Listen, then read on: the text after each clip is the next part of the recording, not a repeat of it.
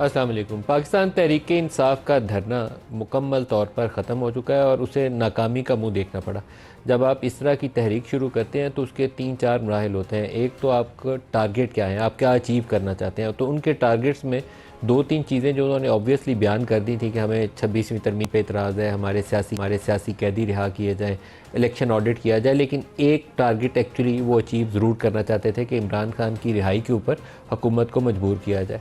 تو وہ والا ٹارگیٹ ان کا برے طریقے سے کمپرومائز ہو گیا، بلکہ آئندہ چند مہینے مزید مشکلات بڑھ سکتی ہیں تحریک انصاف کے لیے بھی اور ان تمام پی ٹی آئی کے لوگوں کے لیے جو اس وقت قید میں ہے۔ پولیٹیکل میٹر ہے، اگر میں کہوں کہ انہوں نے کوئی بہت بڑی دہشت گردی کی ہوئی ہے تو یہ دہشت گردی کے اندر سارے نہیں پکڑے ہوئے ہیں، سوائے وہ جو براہ راست 9 مئی کے مقدمات میں کسی بلڈنگ کے اندر آگ لگانے میں یا توڑ پھوڑ میں ملوث ہوں۔ باقی اگر جو پولیٹیکل پرزنر ہیں ان کا معاملہ دوسرا ہے۔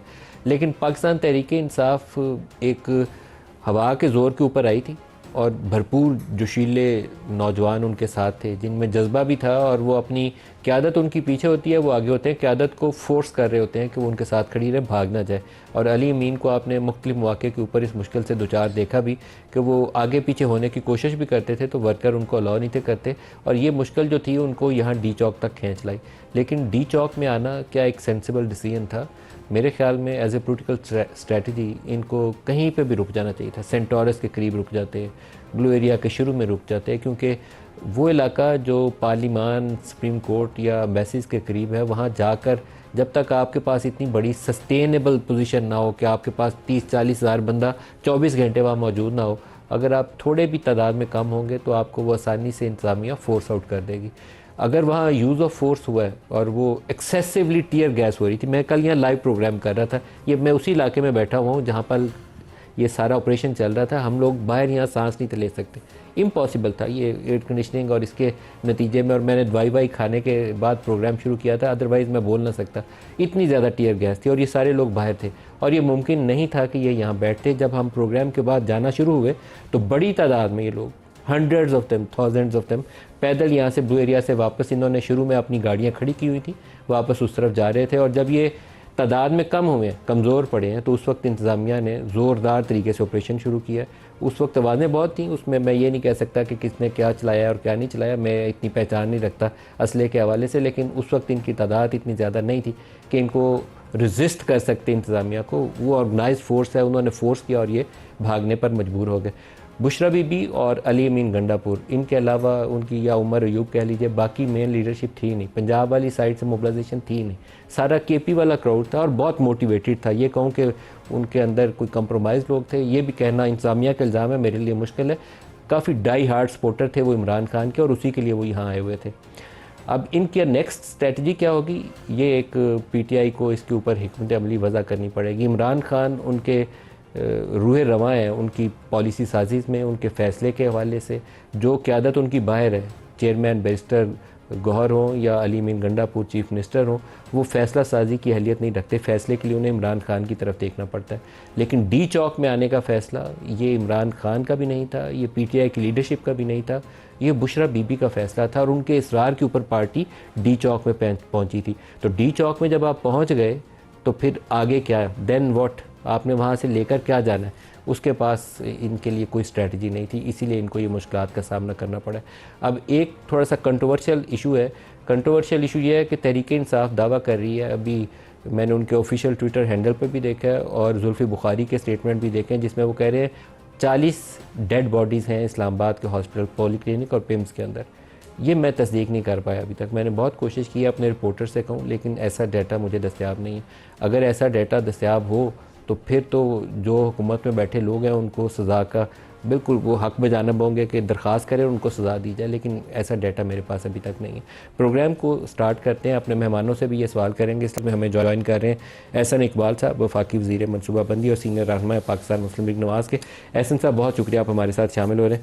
آپ کو یہ دھرنے دیکھنے کا اگست 2014 سے کافی ایکسپیرینس ہے اور کافی دفعہ آپ لوگوں نے ان سے ڈیل بھی کیا۔ کل ڈی چوک میں ان کا پرسوں پہنچ جانا یہ کافی بڑی اچیومنٹ تھی، لیکن اس کے آگے کیا ہوا یہ میرے خیال میں ان کے پاس اس کا جواب نہیں تھا جہاں آپ نے ان کو قابو کر لیا۔ دیکھیے، یہ جو ان کا تمام پلان تھا، میں خود ایک پولیٹیکل ورکر کے طور پہ حیران تھا کہ اس کی منطق اور لاجک کیا ہے۔ آپ کوئی ایک ایسا مطالبہ لے کر جاتے ہیں کہ جس میں چلیے پورا نہیں، آدھا نہیں تو 4 آنے بھی آپ اس میں توقع رکھیں کہ شاید کوئی گنجائش نکلے۔ اب یہ بنیاد لے کر آنا کہ جی عمران خان صاحب کو رہا کرا کے لے کر جائیں گے، آپ ندیم صاحب یہ بتائیے کہ کیا عمران خان صاحب کسی ڈپٹی کمشنر کے ایگزیکٹو آرڈر نظر بندی کے تحت گرفتار ہیں، جو ایگزیکٹو آرڈر واپس لے لیا جائے گا؟ ان کی گرفتاری قانونی اور کیسز کے اندر ہے جس کا واحد راستہ عدالتی ریلیف ہے۔ تو کیا یہ پھر سارا عمل اس لیے تھا کہ آپ عدالتوں پر دباؤ ڈالیں، عدالتوں کی کن پٹی پر پستول رکھیں اور اپنے لیڈر کی ضمانت کے لیے اس کو ایک آلے کے طور پہ استعمال کریں؟ حکومت تو کوئی اختیار نہیں رکھتی کہ ایک ایسے قیدی کو جو کیسز کے اندر گرفتار ہے، جو جوڈیشل ریمانڈ پہ ہے یا فزیکل ریمانڈ پہ ہے، اس قیدی کو حکومت تو کسی بھی قانون کے تحت نہیں رہا کر سکتی۔ تو اس کا مطلب ہے ایک تو یہ ہے کہ آپ ایک ایسا مطالبہ لے کر آئے جو حکومت پورا نہیں کر سکتی تھی، تو پھر دوسری تو یہی صورت ہے کہ آپ جو ایک مخصوص سٹائل ہے کہ آپ ہر چیز دباؤ کے ذریعے کرنے کی کوشش کرتے ہیں، عدالتوں پہ دباؤ ڈالنے کی کوشش کرتے ہیں، اداروں پہ دباؤ ڈالنے کی کوشش کرتے ہیں، کبھی سوشل میڈیا کی ٹرولنگ سے، کبھی دھرنوں کے ساتھ، تو یا آپ کی یہ حکمت عملی ہو سکتی ہے۔ تو یہ نان سٹارٹر تھا پہلے ہی دن سے کہ آپ کہیں کہ ہم اس لیے جا رہے ہیں کہ خان صاحب کو لے کر اٹھیں گے۔ لیکن عمران پہ کوئی ایسا پینڈنگ مقدمہ تھا نہیں جس میں بیل نہ ہو سکتی، اس لیے بیل ڈویبل آپشن ہے، ابھی بھی ہے، لیکن اس کے لیے آپ لوگوں کو انگیج کرنا چاہیے تھا۔ دیکھیے وہ بہتر راستہ یہ تھا کہ حکومت نے نہیں دینی نا، وہ بیل تو کوئی بھی لے سکتا عدالت تھا نے دینی ہے نا، کیونکہ کوئی بڑا مقدمہ ان پہ پینڈنگ ہے نہیں، وہ کیسز تو ہیں ان کے انڈر ٹرائل ہیں، اور ان کے جو کیسز ہیں اس میں بیل دینے کا اختیار ایگزیکٹو مجسٹریٹ کو نہیں ہے، وہ متعلقہ عدالت ہی نے دینا ہے۔ تو لہٰذا یہ سب جو ایک ڈرامہ اور ناٹک کیا گیا تھا، میں سمجھتا ہوں کہ یہ ایک آؤٹ آف ڈیسپریشن تھا، اور ایک پی ٹی آئی کی اور عمران خان صاحب کی مجھے کوشش نظر آتی ہے کہ وہ کسی قسم کا این آر او سیک کر رہے ہیں، چونکہ انہیں پتہ ہے، دیکھیے جو کیسز ہیں کسی ایک کیس میں وہ ٹرائل کو کوآپریٹ نہیں کر رہے۔ میرے خلاف بھی جھوٹا مقدمہ تھا، پی ٹی آئی نے بنایا تھا، عمران خان نے بنایا تھا، یقین کیجئے کہ میری کوشش ہوتی تھی کہ ڈیلی ٹرائل ہو، یہ جھوٹا کیس ہے، یہ اگر لوور کورٹ میں سزا بھی ہوگی تو ہائر کورٹ میں جا کے ختم ہو جائے گا، اس کو جلد از جلد فیصلہ ہو۔ اچھا، ان کے ہاں تمام وکیل اس کام پہ لگے ہوئے ہیں کہ کس طرح ٹرائل کو ہم مؤخر کریں۔ فورن فنڈنگ کیس انہوں نے 5 سے 7 سال اسی طرح لٹکایا۔ لیکن احسن صاحب، آپ کو یہ جو ان کا پروٹیسٹ مارچ تھا، اس میں ایک چیز نظر آئی ہے کہ کے پی سے بہت زیادہ سپورٹ عمران کی موجود ہے، بڑی تعداد میں لوگ یہ دیکھیں نا ہیں، کہ لیکن باقی صوبوں سے نہیں نہیں، ہے۔ اب آپ لوگوں کو اس کے پورٹل میں تھوڑا سا احتیاط کرنی پڑے گی۔ میں آج پریس کانفرنس آپ لوگوں کی سن رہا تھا، اس کے اندر آپ ایک تو ان کو ساروں کو فسادی یا اس طرح کے الفاظ یا انتشار پسند اور دہشت گردی سے تعبیر کرتے ہیں، تھوڑا سا گریز کرنا چاہیے۔ پولیٹیکل پروٹیسٹرز میں اور دہشت گرد میں فرق ہوتا ہے۔ بلوچستان سے لوگ آئے نہیں آئے، لارجلی کے پی کا سندھ سے لوگ آئے نہیں آئے، پنجاب سے لوگ آئے نہیں آئے۔ اچھا، اب کے پی سے کیوں آئے؟ کے پی سے لوگ اس لیے آئے کہ حکومت کے تمام وسائل جھونک کر آپ کے ٹی وی پر خبریں آتی رہیں کہ M N As M P S کو پیسے بانٹے گئے کہ آپ لوگوں کو لے کر آئیں۔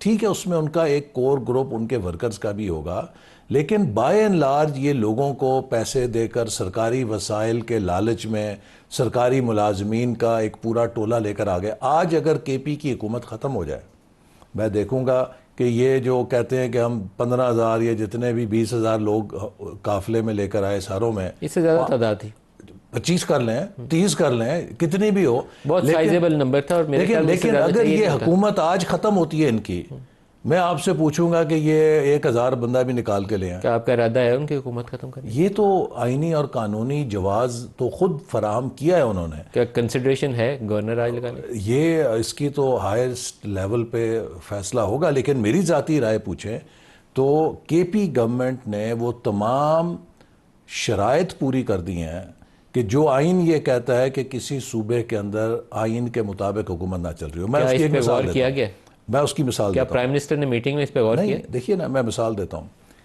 کرم کے اندر اور پارا چنار کے اندر 100 کے قریب افراد نہ صرف ہلاک ہوئے ہیں بلکہ صفاقانہ طور پہ قتل کیے جا رہے ہیں، ہر روز خبر آ رہی ہے۔ آپ بتائیے وزیر اعلیٰ نے کسی ایک دن اس پہ غور کیا؟ کیا کابینہ نے کسی ایک دن اس پہ کوشش کی ہے کہ اس آگ کو بجھانے کی کوشش کریں؟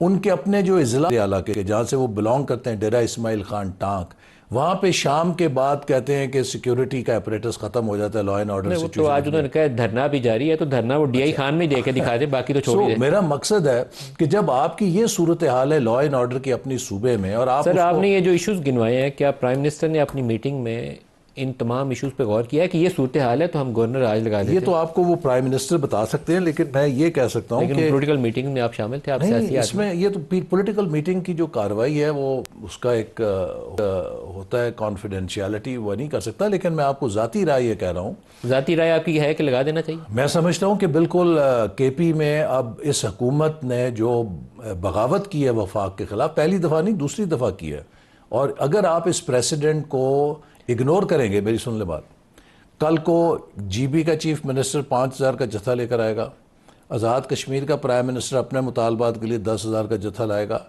چیف منسٹر پنجاب تو 1 لاکھ 2 لاکھ بندے بھی لے کر آ سکتے ہیں، ساتھ ہی ہے یہاں پہ اتنا بڑا صوبہ ہے، سندھ سے ایک جتھا آ سکتا ہے، بلوچستان سے جتھا آ سکتا ہے، یہ تو انارکی ہے ملک کے اندر۔ دیکھیے یہ کوئی آپ کی ذاتی رائے ہے کہ گورنر آج لگانا چاہیے یا نہیں لگانا؟ میری ذاتی رائے ہے کہ اب کے پی کے جو حالات ہیں اور جو کانسٹیٹیوشن کی خلاف ورزی کی گئی ہے، it is a ripe case کہ وہاں پہ لگنا چاہیے اگر ہم نے ملک کے اندر آرڈر بحال کرنا ہے، وگرنہ دیکھیے جس دن یہ آئے 4,000 پوائنٹ سٹاک مارکیٹ گر گئی، ان کا دھرنا ناکام ہوا، یہ جوتیاں چھوڑ کے بھاگ کے گئے، سٹاک مارکیٹ کو 4-5 ہزار اوپر چلی گئی ہے۔ لیکن یہ ایک انڈیکیٹر احسن صاحب ہے کہ یہ تخریبی قوت ہے، اور تعمیری قوت کس سے ہے، کانفیڈنس کس سے آ رہا ہے، ان کی پسپائی سے مارکیٹ میں کانفیڈنس آ رہا ہے، اور ان کی جاہریت سے مارکیٹ گر جاتی ہے۔ احسن صاحب جو 10 دن آپ کے 1 یا 2 وزیر جو تھے وہ پی ٹی آئی کے بیرسٹر گوہر سے اور باقی لوگوں سے خفیہ ملاقاتیں کر رہے تھے، آپ لوگ اس کو پبلک نہیں تھے کر رہے لیکن نیگوسیشنز ہو رہی تھی، سنگجانی کی جگہ کی بھی دعوت دی گئی، عمران نے ماننا، بعد میں بشرا بی بی نے انکار کر دیا، عمران کی رہائی والے ایشوز کے اوپر بھی آپ لوگوں نے آپس میں انگیج کیا کہ ٹائم فریم کے اوپر اتفاق رائے کر لیتے ہیں کب تک رہائی ہو سکتی ہے۔ یہ سارا مینڈیٹ آپ آگے کے لیے کیا سوچتے ہیں، حکمت عملی کیا ہے؟ کیا اس طریقے سے آگے بڑھا جا سکتا ہے؟ اگر یہ ڈویبل آپشن ہے تو یہ بہتر راستہ ہے، اس کو اختیار کرنا چاہیے ابھی بھی آپ کو۔ دیکھیے نا، بات یہ ہے کہ آپ پولیٹیکل ڈائیلاگ کر سکتے ہیں پولیٹیکل لوگوں سے۔ آپ نے کیا ڈائیلاگ؟ میں آپ کو بتا رہا ہوں نا، ہم نے کئی دفعہ کیا۔ اب مثال کے طور پہ جب 26ویں محسن نقوی اور بیرسٹر اب میں آپ گوہر کو کے بتا رہا ہوں، درمیان اور دیکھیے، علی جب گنڈا پور کے 26ویں درمیان ترمیم، ان اناؤنسڈ کوئی 7-8 میٹنگ جب ہم 26ویں آئینی ترمیم کر رہے تھے تو پی ٹی آئی نے اور جے یو آئی نے کہا کہ آپ اگر رک جائیں تو ہم اس میں اپنی تجاویز دینا چاہتے ہیں، ہم نے مؤخر کر دیا۔ 1 مہینہ تک پارلیمان کی کمیٹی بنی، تمام پارٹیز شامل تھیں، اس میں ڈائیلاگ ہوا، اور پی ٹی آئی کی ٹیم نے اتفاق رائے سے جو آخری مسودہ تھا اس پر اتفاق کیا، ٹھیک ہے، ایک کنسنسس ہو گیا۔ جیل میں گئے، ان کے بانی نے ویٹو کر دیا۔ اچھا اب ہے کہ یہاں پر بانی نہیں ہے، ایک سپریم بانی بھی آ گئے ہیں اس پورے ایپیسوڈ کے اندر۔ سپریم بانی کون آ گئی؟ ان کی اہلیہ، وہ اب سپریم اتھارٹی کے طور پہ آ گئی، انہوں نے خان صاحب کو بھی اوور رول کر دیا۔ خان صاحب سنگجانی پہ مان گئے تھے، خود پی ٹی آئی والے کہہ رہے ہیں، لیکن ان کی جو باس ہیں یا سپریم بانی ہیں انہوں نے اوور رول کیا، انہوں نے کہا نہیں جی ہم ڈی چوک میں جائیں گے۔ سیٹ بیک ہو گیا پی ٹی آئی کو، انہوں نے اپنے پلسز اور مائنسز، پروز اینڈ کونس کے اوپر صحیح جائزہ نہیں لیا۔ ڈی چوک میں آنا کام آسان تھا، اس کو سسٹین کرنا زیادہ مشکل تھا، جس کا انہوں نے جائزہ نہیں لیا۔ لیکن سر وہ سوال پیچھے رہ گیا، آپ لوگوں نے پولیٹیکلی انگیج کیا، محسن نقوی آپ کے بھی وزیر ہیں اور اسٹیبلشمنٹ کے بھی قریب جانے جاتے ہیں، ادھر سے بیرسٹر گوہر علی امین گنڈا پور سی ایم بھی ہیں اور وہ بھی اسٹیبلشمنٹ کے قریب جانے جاتے ہیں، تو اس پروسیس کو، اس چینل کو استعمال کرتے ہوئے راستہ نکالا جا سکتا ہے؟ افراتفری ہم نے تو نہیں دیکھیے برداشت کر پوری سکتے۔ کوشش کی، اور جیسے آپ نے کہا کہ مذاکرات ہوئے، ہر دفعہ ہوتے ہیں، جب بھی کوئی بھی حکومت ہوتی ہے، کوئی بھی اس طرح مظاہرہ کرنا ہے تو آپ اس کے ساتھ مذاکرات کا چینل کھولتے ہیں۔ اب جب فیض آباد کا دھرنا تھا اس وقت بھی مذاکرات کے چینل کھلے تھے، جب اس سے پہلے فضل الرحمان صاحب کا دھرنا تھا اس میں بھی مذاکرات ہوئے تھے، جب طاہر القادری کا دھرنا تھا، عمران خان صاحب کا 2014 کا تھا، اس میں بھی مذاکرات ہوتے رہے، پی ٹی آئی کے ساتھ بھی مذاکرات ہوتے رہے، ہم اس کے اندر شریک رہے۔ لیکن بات یہ ہے کہ آپ مذاکرات تبھی نتیجہ خیز کر سکتے ہیں کہ جب پولیٹیکل اور ڈیموکریٹک لوگوں کے ساتھ آپ کریں۔ لیکن جہاں پر خان صاحب اور ان کی اہلیہ بانی اور سپریم بانی جو ہیں وہ اپنی انا کی سیاست کر رہے ہوں، اور وہ پولیٹیکل ایڈوائس کو جو ان کی ٹیم کرے اس کو دیکھیے، جب 2014 میں کیا ہوا، میں آپ کو ایک واقعہ سناتا ہوں۔ سر اگست 2014 اور فیض آباد دھرنے میں اور اس والے میں ایک فرق بنیادی یہ تھا کہ ان 2 دھرنوں کے پیچھے اسٹیبلشمنٹ کی بیکنگ تھی، اس والے کے پیچھے اسٹیبلشمنٹ آپ کے ساتھ کھڑی۔ وہ آج وہ سوشل میڈیا پہ چل رہا ہے نا کہ جب اسٹیبلشمنٹ ان کے پیچھے کھڑی تھی تو 126 دن کا دھرنا اور جب اسٹیبلشمنٹ سامنے کھڑی تھی تو 26 سر یہ بھی مجھے منٹ لگتا ہے اسٹیبلشمنٹ نہیں بیٹھ کے لکھا ہونا ہے، اگر کہنا ساڑھے بغیر گیا سی 26 منٹ نہیں کھڑے ہمارے ساتھ تھا یہ تو لوگوں کی جینیس ہے. لیکن میں آپ کو بتاؤں دیکھیے فرق کیا ہے. جب اگست 2014 میں انہوں نے دھرنا دیا، آپ کو پتہ ہے کہ میری ایک میٹنگ ہوئی جہانگیر ترین صاحب کے گھر پہ، ہمارے ان سے مذاکرات ہو رہے تھے.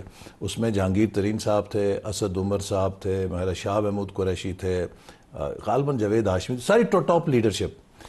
اس رات یہ خبر تھی کہ جی یہ اپنا دھرنا جو ہے نا پارلیمنٹ ہاؤس پہ اور ادھر چڑھائی کریں گے. تو میں نے ان سے پوچھا اس میٹنگ میں کہ کیا آپ چڑھائی کرنے والے ہیں؟ وہ کہا ایبسلیوٹلی ناٹ، بالکل ہم نہیں کریں گے. اچھا پھر اسد عمر ایک ٹی وی کے پروگرام پہ گئے، وہاں پر بھی اسی نے ان سے پوچھا کہ ایبسلیوٹلی ناٹ. تو وہ کہتے ہیں کہ وہ جب واپس آئے تو شیخ صاحب نے شاید خان صاحب کے کان میں کچھ پھونکا یا کیا، انہوں نے اعلان کر دیا جی ہم چڑھائی کرنے لگے ہیں. دیکھیں نا پوری پولیٹیکل قیادت ان کی کہہ رہی تھی کہ ایبسلیوٹلی ناٹ، ہم سوال ہی نہیں پیدا ہوتا کہ چڑھائی کریں پارلیمنٹ پہ. خان صاحب کے کان میں پھونک آئی، انہوں نے کہا جی ادھر جانا. جس وقت یہ ایک مسئلہ ہے. وہ گیٹ پھلانگ رہے تھے اس کے وہ کٹر لے کر پارلیمان کی بلڈنگ کا، تو شاہ محمود قریشی صاحب ہمارے پروگرام میں سما ٹی وی کے لائیو بیٹھے ہوئے تھے اور وہ کہہ رہے تھے کہ یہ ہمارا قبلہ اور کعبہ ہے یہ پارلیمان جو ہے، ہم اس کی بے توقیری نہیں کریں گے. یہاں لائیو کہہ رہے تھے. تو ہم نے جیسے ہی پروگرام اینڈ کر رہے تھے تو خبر آنی شروع ہو گئی.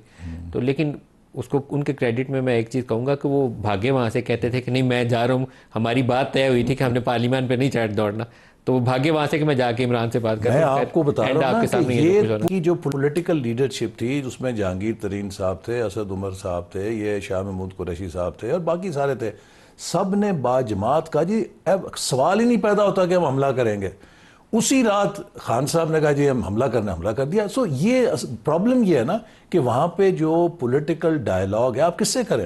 لیکن آپ آگے کیا دیکھتے ہیں؟ آپ کو انگیج تو سیاسی طور پہ کر کے راستہ نکالنا پڑے گا نا. جو یہ سڑکوں کے اوپر دھنگا مشتی ہے نا، یہ پاکستان کے لیے نقصان. میرا خیال ہے کہ اب یہ بڑی ایک حد ہوتی ہے نا ہر چیز، وہ ہوتا ہے ایک law of diminishing returns, economics میں کہتے ہیں کہ جب آپ ایک چیز کو تواتر کے ساتھ اوور ڈو کرتے ہیں تو پھر اس کے آپ کو ڈیویڈنڈ نہیں ملتا بلکہ ڈیمینشنگ ریٹرن ہونے شروع ہوتے ہیں. میرا خیال ہے کہ اب جو دھرنے کی سیاست ہے یہ بھی لا آف ڈیمینشنگ ریٹرنز کی زمرے میں آ گئی ہے. دیکھیے لوگوں نے پنجاب میں ٹھیک ہے حکومت تھی، حکومت نے روکا ہوگا لوگوں کو، لیکن پھر بھی جتنا پی ٹی آئی دعویٰ کرتی ہے تو کچھ تو کوئی کنسیڈریبل وہاں پہ ریئیکشن ہی ہونا چاہیے تھا. کچھ نہیں ہے. کیوں؟ لوگوں نے کہا ہے کہ یہ منفی سیاست بند کرو، ملک کو چلنے دو. دیکھیے لوگوں کو نہیں نظر آ رہا کہ پاکستان کی اکانومی ٹرن لے رہی ہے، پاکستان میں ایک امید دوبارہ پیدا ہو رہی ہے. تو لوگ یہ کہتے ہیں کہ ملک کو چلنے دو. احسن صاحب لیکن پاپولر سپورٹ اس کے ساتھ ہے. اگر یہ کہیں کہ اس کے ساتھ پاپولر سپورٹ نہیں ہے تو یہ بہت بڑا جھوٹ ہوگا. دیکھیے اگر popular the only issue is جس میں آپ لوگوں کو لیڈ رہنی چاہیے، آپ حکومت میں ہیں، حکومت اس کے ساتھ ایک ایسا تصفیہ والا راستہ نکالے جس سے ہم اس فساد سے نکل جائیں. جی بالکل. میرا خیال ہے کہ جیلوں کے اندر جتنے دہشت گرد ہیں جو دہشت گردی کر رہے ہیں سب کے ساتھ کوئی راستہ نکالنا چاہیے. آپ عمران کو اور دہشت گرد کو ایک جیسا سمجھتے ہیں؟ آپ مجھے بتائیں کہ جو بارڈر کے اوپر ایک پولیس کی چوکی پر حملہ کرے اس کو تو آپ کہتے ہیں دہشت گرد، اور جو جی ایچ کیو پہ حملہ کرے، جو کور کمانڈر ہاؤس کو جلا کے راکھ کر دے، جو فضائیہ کے چھونیوں پہ حملہ کرے، جو شہداء کی یادگاروں کو مسمار کر دے اور ایک دن میں کلیکٹیو ٹارگیٹنگ کرے، جو سوشل میڈیا کے اوپر آپ کی مسلح افواج کے خلاف وہ مہم چلائے کہ جو پاکستان کے بدترین دشمن بھی آج تک نہیں چلا سکے، تو انہیں آپ کیا کہیں گے؟ سر سوشل میڈیا جو کیمپین میں جو کچھ لکھا جا رہا ہے نا، مجھے اس کے اوپر بہت افسوس ہے کیونکہ ہمارا ایک ساؤتھ ایشیا کا کلچر تھا جس میں بڑے اور چھوٹے کا لحاظ تھا، عزت تھی. فوج کے لیے کبھی وہ لفظ نہیں تھے بولے جاتے، جو مرضی ہو، جنرل ضیاء دور میں بھی نہیں تھے بولے جاتے جب لوگوں کو کوڑے مارے جاتے تھے. تو لیکن یہ چور ڈاکو کی گردان سکھانے میں کچھ لوگوں نے رول ادا کیا تھا. کئی میڈیا سیلز بنائے گئے تھے اس کام کے لیے. ہم نے بہت برا بھلا سنا ہے اس زمانے میں. باقاعدہ ٹریننگ کی گئی تھی لوگوں کو کہ کیسے ابیوز کرنا ہے تاکہ یہاں بیٹھ کے کوئی سوال نہ کرے، بولے نہیں. تو ہمیں اپنا لانگ ٹرم اپنا فیوچر سوچنا چاہیے. ابھی بھی سوچنا چاہیے. ابھی بھی جو کچھ کر رہے ہیں صحیح نہیں کر رہے. تو ہمیں اپنا 40-50 سال بعد پاکستان کو کیسا دیکھنا ہے اس کے اوپر آج فکر کرنی. جی صحیح ہے آپ کی بات ہی. لیکن دیکھیے نا اس کی ذمہ داری کسی ایک فریق پہ تو نہیں آتی نا کہ کلیکٹیو ناکامی تھی ہماری، پہلے بھی تھی آج بھی ہے. اگر ایک فریق مسلسل، دیکھیے پرابلم کیا ہے. میں تو آپ کو بتاؤں بڑی پرانا، جہاں 2010 میں ایک کانفرنس تھی جرمنی میں اور خان صاحب اکٹھے اس میں تھے. میں مسلم لیگ نون کی نمائندگی کر رہا تھا اور یہ پی ٹی آئی کی کر رہے تھے. ہم 3 دن اکٹھے کھانا پینا اکٹھا، کانفرنس اکٹھی، ہر چیز، ملاقاتیں جو سرکاری ادھر ہوتی تھی وہ اکٹھی. تو میں جب واپس آیا تو مجھ سے کسی نے پوچھا کہ آپ کا کیسا رہا تجربہ. میں کہا بھئی میں تو بڑا ڈس اپوائنٹ ہوا ہوں، کیونکہ ان کا جو ایگو ہے نا وہ ماؤنٹ ایوریسٹ سے ٹال میں نے محسوس کیا. تو جس شخص کی انا اتنی بڑی ہو تو وہ اپنی انا کی بھینٹ ہر چیز کو چڑھا سکتا ہے. ابھی آپ دیکھیے نا کہ اپنی انا کی خاطر اپنے معصوم کارکنوں کو پھر ایک دفعہ گرفتار کرا دیا. 9 مئی کو کتنوں کا کیریئر تباہ کر دیا، کتنوں کی تعلیمی ان کا کیریئر تباہ کرا دیا، ان سے وہ کچھ کروایا کہ جو آج اس کی سزاؤں میں وہ جیلوں میں پڑے ہیں. پولیٹیکل ورکرز کے لیے نرمی رکھیے گا، یہ میری بھی تو استدعا ہے. میرا جو مقصد جینوئن یہ ورکر ہے اس کے لیے نرمی جی تو رکھیے. میرا مقصد ہے کہ آپ اپنے پولیٹیکل ورکر کو فوڈر نہ بنائیں. ہم نے عمران خان صاحب کا وقت بھگتا ہے نا.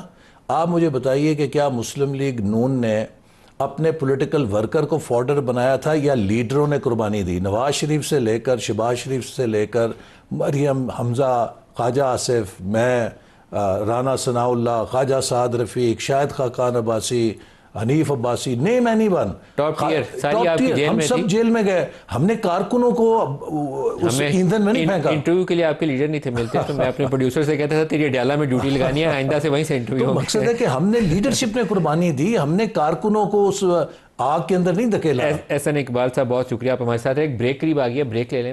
بریک سے واپس آئیں گے تو شیر افضل مروت صاحب دوسرے سیگمنٹ میں ہمارے ساتھ ہوں گے. ہمارے ساتھ رہیے.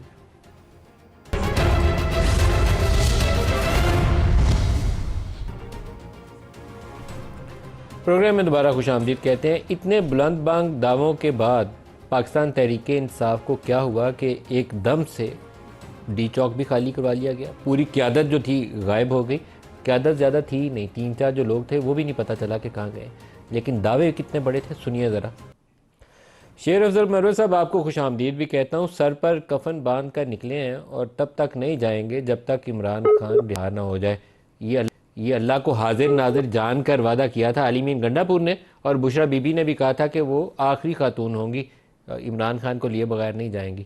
کیا ہوا دونوں کے وعدے کا؟ وعدہ تو حکومت نے پورا کر دیا. مروت صاحب یہ فیصلہ ڈی چوک میں پہنچنے کا کہ ڈی چوک میں جا کے بیٹھنا ہے، یہ فیصلہ کس نے کیا تھا؟ بشرا بی بی نے، علیمین گنڈا پور نے، یا پوری پارٹی نے؟ ڈی چوک کا فیصلہ جو تھا وہ موقع پر ان ورکرز کا تھا جنہوں نے یہ فیصلہ کیا کہ ہم پی ایس او پمپ یعنی جو کلثوم پلازے کے سامنے جگہ ہیں وہاں پہ نہیں بیٹھتے ہیں اور ڈی چوک جاتے ہیں.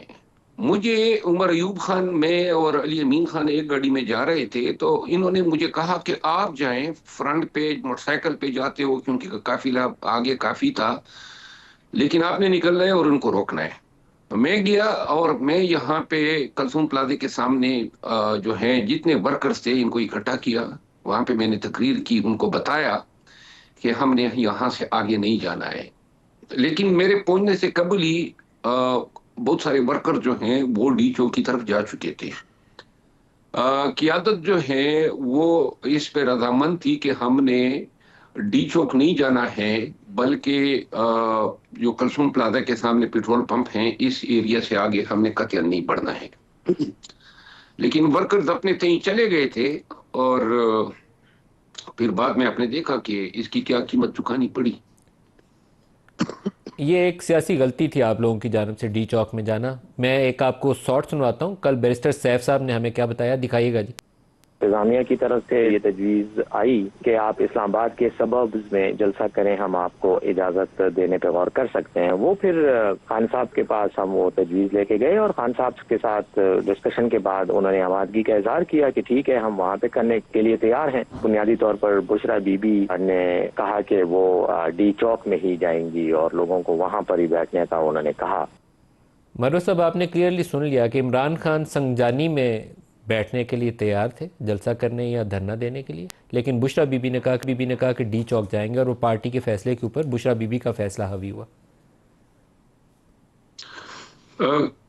میرا خیال ہے کہ خان کے سنجانی کے حوالے سے رضامندی کا علم ہمیں کل تک نہیں تھا.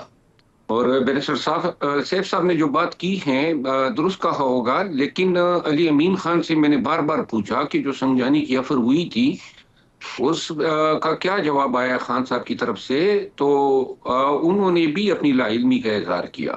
لیکن ایک بات میں آپ کو عرض کروں، جو آپ نے کہا کہ ایک سیاسی غلطی تھی، ڈی چوک پہ پی ٹی آئی کے دور حکومت میں اور پی ایم ایل این کے دور حکومت میں اور پیپل پارٹی کے دور حکومت میں بے تحاشا دھرنے ہوئے، ظلم ہوا ہے ہمارے ساتھ. ہم تو پاکستانی ہیں اور سر پاکستان ایک کا بھی حصہ سمجھ رہے پاکستانی ہیں. کو اگر گولی ماری گئی ہے، آپ تو 40 کی بات کرتے ہیں، میں کہتا ہوں کسی ایک کو بھی اگر گولی اس طریقے سے ماری کی گئی ہے تو اس کا بھی حساب ہونا چاہیے، اس کو کٹہرے میں لانا چاہیے کہ کس نے آرڈر کیا تھا اس کو گولی مارنے کا. میں ابھی اس معاملے پہ بحث اس لیے نہیں کر رہا کہ میرے پاس انڈیپینڈنٹلی کوئی ویریفائڈ رپورٹ نہیں ہے. جس کو آپ لوگوں نے سوشل میڈیا پہ ایک ویڈیو دیکھی ہے جس میں کہا جا رہا ہے یہ سنائپر اوپر چڑھا ہوا ہے، وہ سنائپر اسٹیبلش نہیں ہوتا، اس کے ہاتھ میں نے سنائپر گن وغیرہ نہیں دیکھی، اس کو زوم کر کے بھی یہ دیکھتا کیوں ہوں تو نہیں بند کی اسٹیبلش گئی؟ ہوتا. رات کے اس لیے میں اس اندھیرے کا ٹاپک کیوں کو ابھی زیادہ انتظار کیا ڈسکس نہیں گیا؟ کر رہا، اوائڈ کر رہا ہوں اور اسے. دوسری بات، جو جلتی پہ تیل ڈالنے کا کام یہ کر رہے ہیں، اوپر سے یہ کہہ رہے ہیں فسادی اور انتشاری. کیا ملک بنا دیا ہے، ہاں کیا ملک بنا دیا ہے. اور آپ نے کہا نا کہ قیادت غائب ہو گئی. ہم تو سیاسی ورکر ہیں، ہم خود موجود تھے وہاں پہ. میں 4:30 بجے وہاں سے آیا ہوں سونے کے لیے، کیونکہ لیکن ہم مسلح تو نہیں گئے تھے. ہماری تربیت جو ہے وہ گولیوں سے بچنے کی تو نہیں ہوئی ہے کہ ہمیں سنگ ہی 8 آتا ہو یا پھر ہمارے پاس سلیمانی ٹوپی ہو کہ ہم غائب ہو جاتے، یا ہم کوئی کمانڈوز ہوتے، جنگجو ہوتے یا طالبان ہوتے. ہم تو سیاسی ورکر ہیں، اپنا ایک پولیٹیکل کانسٹیٹیوشنل رائٹ ایکسرسائز کرنے گئے تھے.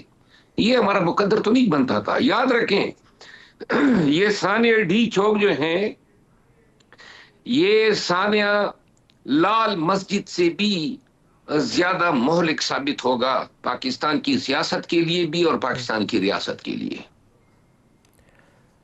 مروز صاحب اگر آپ کو پارٹی کے اندر بیٹھ کے یہ تعین کرنا ہو کہ ڈی چوک والی چیز میں ناکامی ہوئی ہے آپ لوگوں کی، جیسے بھی ہوئی ہے، میں ابھی اس کی تفصیل کو آئندہ چند دنوں میں کھل کے سامنے آ جائے گی، پتہ چل جائے گا، کیونکہ ہر ایک شخص کے ہاتھ میں ویڈیو کیمرہ ہوتا ہے، وہ باڈیز کی بھی تصویریں آ جائیں گی اور فائر کرنے والوں کی بھی آ جائیں گی.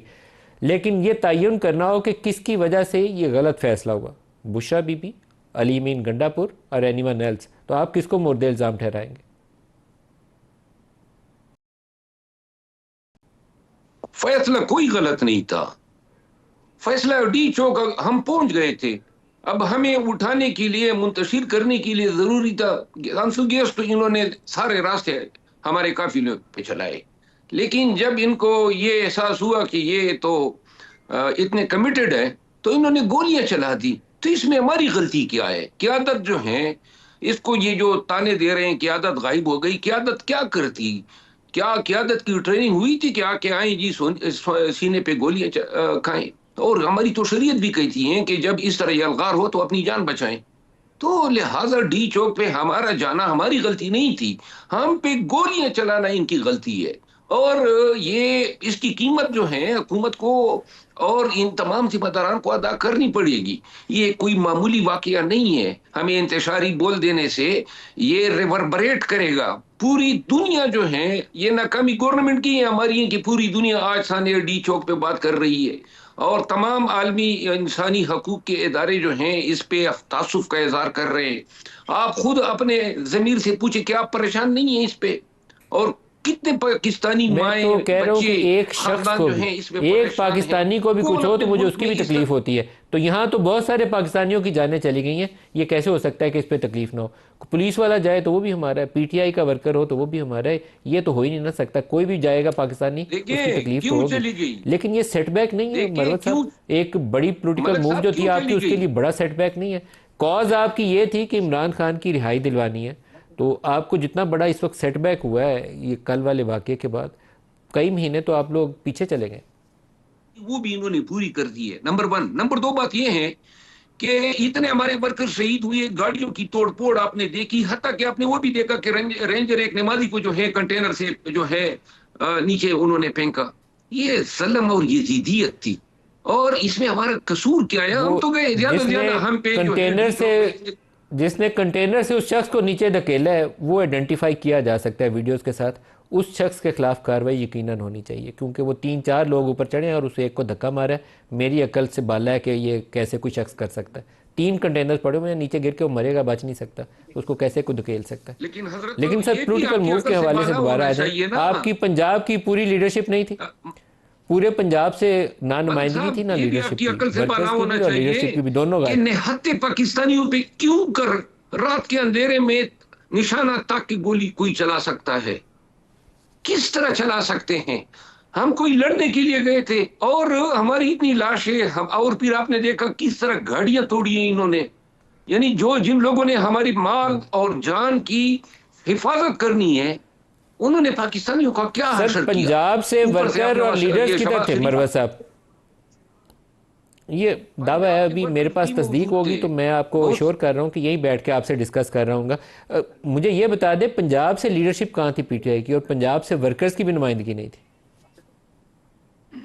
پنجاب سے چند ایک ایمنیز آئے تھے، پنجاب کی لیڈرشپ نہیں پہنچ سکی اس توقع کے ساتھ جو ہماری ان سی تھی، کیونکہ پنجاب میں جو محترمہ کی حکومت ہے اور جو پولیس اس کی وہ سٹوج بنی ہوئی ہیں، تو جس طریقے سے انہوں نے وہاں پہ کریک ڈاؤن کیا تو کے پی اور پنجاب کا اس حوالے سے پھر موازنہ ممکن نہیں.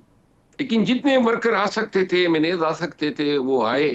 میری بہت ساروں سے ملاقات ہوئی اسلام آباد کے اندر جب کل ہم آ رہے تھے یہ کلثوم اسپتال کی طرف. لہذا یہ آپ دیکھ رہے ہیں جو ظلم اور جبر پنجاب میں روا ہے، ایک وقت آئے گا. ایک آپ کو شوکت یوسفزئی صاحب کا بھی سٹیٹمنٹ سنواتا ہوں، کیونکہ آپ کچھ ایشوز ہیں جس کے اوپر پارٹی کے اندر کچھ کوتاہیاں ہیں، خامیاں ہیں، وہ آپ کرنے سے گریز کر رہے ہیں. لیکن شوکت یوسفزئی نے کیا کہا سنیے ذرا. حکومت نے جس وسطائیت کا مظاہرہ کیا، لیکن اس کے علاوہ بھی اگر میں کہوں کہ کس نے کہا کہ یہ فائنل کال ہے؟ سیاسی لوگ ہیں ہم، اس کو فائنل کال کا نام نہیں دینا چاہیے تھا. مشاورت کیوں نہیں ہوتی رہی؟ ہماری لیڈرشپ کہاں غائب رہی؟ بیرسٹر گوہر کہاں تھے؟ سلمان اکرم راجہ کہاں تھے؟ عمران خان سے ان کی ملاقات میں انہوں نے ایگری کیا تھا کہ سنجانی اگر حکومت دیتی ہے وہاں پہ جگہ تو وہاں پہ دھرنا دے دیں. ساری پارٹی بھی مان گئی تھی، بشرا بی بی نہیں مان گئی. بشرا بی بی کے پاس تو کوئی اختیار نہیں تھا پارٹی کا. پارٹی کے فیصلے تو پارٹی کے لوگوں کو کرنا چاہیے تھا. کیوں اس پہ عمل درآمد نہیں ہوا؟ علی امین الگنڈاپور کو تو قربانی کا بکرا بنایا گیا. ہمارا کیا پلان تھا؟ اے بی سی کچھ پلان تو ہوتا ہے. سیاسی لوگوں کی مذاکرات کو کیوں اہمیت نہیں دی گئی؟ کس نے مذاکرات سے انکار کیا؟ سب سے پہلے ہمیں اپنا احتساب کرنا ہوگا. ہم نے کیا کیا؟ میں تو نہیں خاموش رہ سکتا، میں تو بولوں گا. کیوں اپنے پارٹی کے بیڑا غرق کر کے رکھ دیا؟ کیوں اتنی تباہی مچائی پارٹی کی؟ یہ تو پارٹی کے ساتھ ظلم ہوا ہے، عمران خان کے ساتھ ظلم ہوا ہے. مروت صاحب، شوکت یوسفزئی کا سیدھا سوال ہے کہ بشرا بی بی کے پاس پارٹی کا عہدہ نہیں ہے، ان کا فیصلہ پارٹی کے فیصلے کے اوپر حاوی کیسے ہوا؟ آپ کا کیا جواب ہے؟ میرا خیال ہے کہ ایک جو شوکت یوسفزئی صاحب نے بات کی ہے کہ بی بی صاحبہ جو ہیں وہ سیاسی اس کمپین میں جو ہیں شریک ہو، کیونکہ یہ خان نے پارٹی میں موروثیت کی، ہمیشہ جو ہے کسی بھی سیاسی پارٹی میں موروثیت کے انہوں نے مذمت کی ہے.